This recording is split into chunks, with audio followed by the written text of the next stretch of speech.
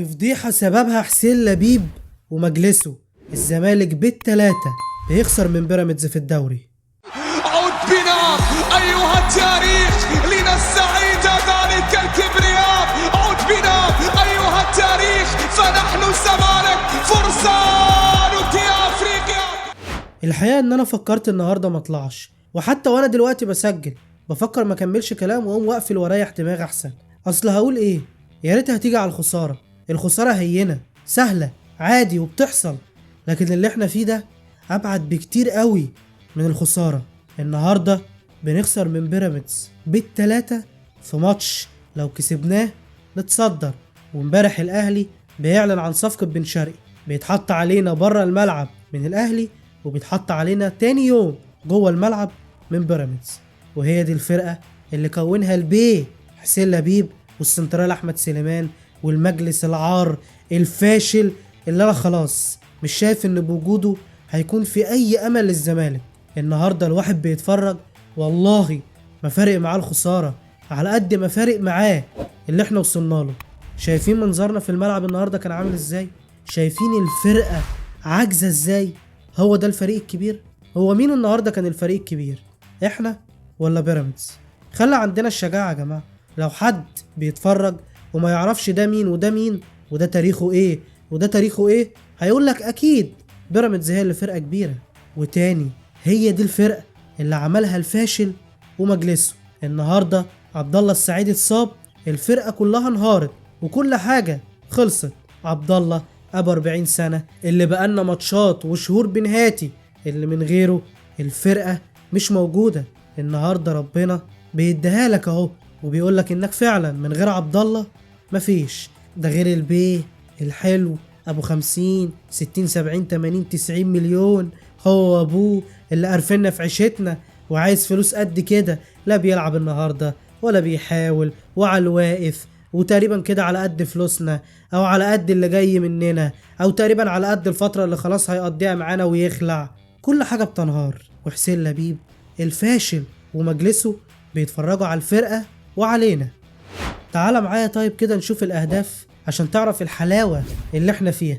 الجون الاولاني طبعا من الونش، فيستون مايلي مهاجم حقيقي، خلي بالك مهاجم بجد مش خديوي. خد الكوره وفضل يلعب بالونش يمين وشمال لغايه لما خدها منه وراح وحطها في عواد. انا العادي هلوم على الونش، وفعلا لوم على الونش لان الكوره غلطته والونش نفسه عارف كده، لكن انا لوم على الونش اللي لسه راجع من 2 صليبي ورا بعض ودخل في المعمعة ولعب اساسي على طول في عز المنافسة اللي احنا فيها دي. مين المسؤول عن ان لعيب زي الونش خد 2 صليبي ورا بعض يرجع يلعب؟ شفتوها فين دي؟ غير في الزمالك وبس. عارفين ليه؟ عشان مجلس ادارة عاجز، مش قادر يجيب مدافع ولا 2 يكونوا موجودين في الفرقة ويشيلوا لحد ما الونش ياخد واحدة في واحدة ويرجع لمستواه. لكن لا، تعالى يا ونش وترمي كده في النار على طول. طبيعي هيغلط واي حد مكانه هيغلط. شفتوها فين دي؟ حد يرجع من 2 صليبي ويلعب وتبقوا فاكرين انه هيبقى كويس؟ مهما كان لعيب كبير هيغلط. وادينا شلنا من الطين النهارده. نيجي بقى للجون التاني عشان تعرف مأساة نص ملعبنا. ابراهيم عادل خد الكورة ودخل لقلب الملعب وعدى زي السلام عليكم، ودونجا تقريبا مكسوف يخش عليه. عشان لما نقول ان احنا محتاجين نص ملعب دكر ياخد الكورة سعران محدش يعرف يعدي منه كده، الناس بتقول علينا انتوا بتهاجموا ليه؟ عرفتوا بنهاجم ليه؟ النهارده ابراهيم عادل خد الكورة وعدى وراح وصلها لمصطفى فتحي اللي حطها في الجون بمنتهى السهولة. انتوا عارفين فتوح خجول شوية في المواقف دي وبياخد وقته عبال ما يرجع. الراجل برضو نفسه على قده، مش عايزين يعني نضغط عليه اكتر من كده. حلو نص ملعبنا في الجون التاني. شوف الجون التاني ده مرة واتنين وتلاتة هتعرف انت نص ملعبك عامل ازاي.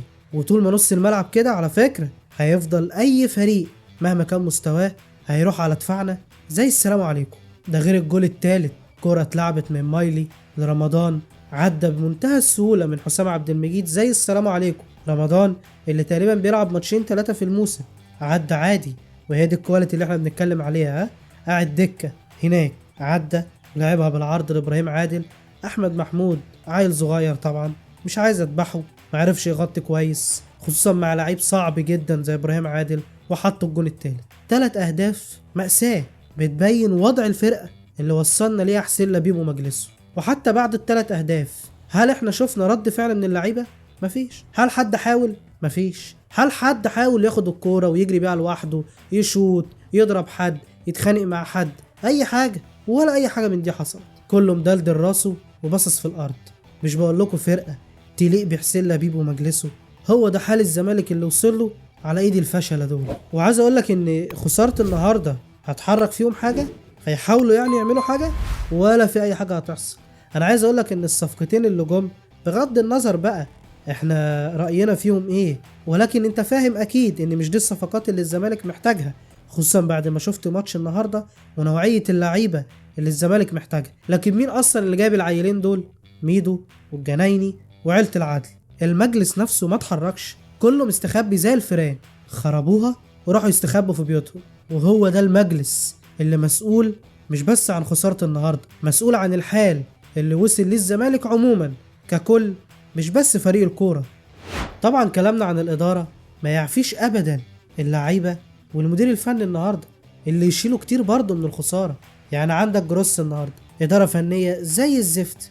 هتقول الشوط الأولاني كان كويس، هقول لك الشوط الأولاني كان كويس، أنا معترف بده، مفيش مشكلة. لكن الشوط التاني إيه؟ طب التغييرات إيه؟ طب الجزيري ليه؟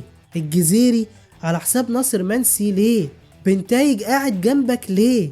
صابر على شلبي كل ده ليه؟ سايب زيزو المقرف في الملعب كل ده ليه؟ كل ده يا جماعة ما هو مدير فني برضه. ماشي مفيش فرقة ومفيش لعيبة ومفيش سكواد، مفيش مشكلة، كل ده احنا متفقين عليه.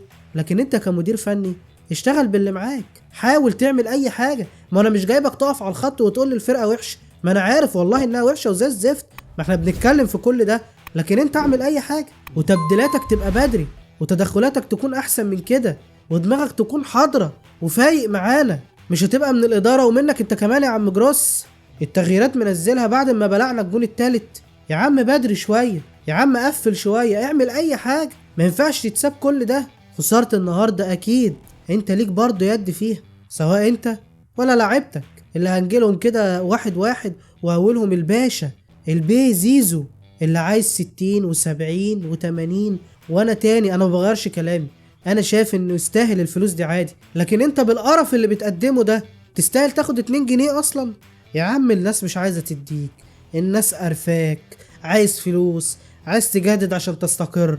يا ابني العب يا حبيبي العب، احنا ذنب اللي خلفه ابونا احنا معاك ايه نشوف القرف ده؟